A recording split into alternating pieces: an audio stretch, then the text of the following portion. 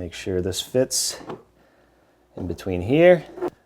That is perfect. So now on both ends, what I'm going to do is make a mark right here because I have to notch this, and then I can pull this up and just match up this piece where it's going to lock in. It's actually sitting in there just a little bit. And I'm going to mark this and notch that out. Same thing over here. I'm going to mark this.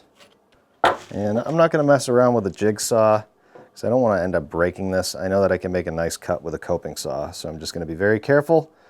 Follow that line and make a nice cut.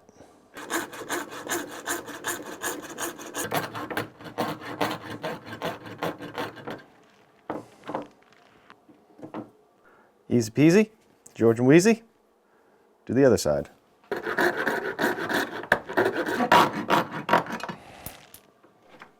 going to test fit it. Yeah, looking good. I actually took the door off because I have to cut it down. That's something you might have to do. And it's nice and even here, nice and even here. Now let's line it up. Make sure it goes into that strip. And the last part, the most satisfying part, is get it started in that strip. I'm going to use a rubber hammer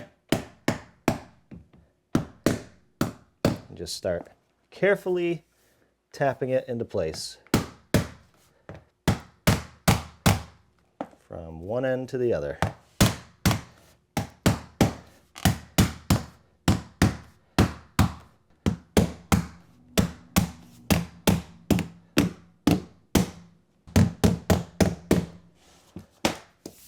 Nice. Nice and even to both floors. Looking good.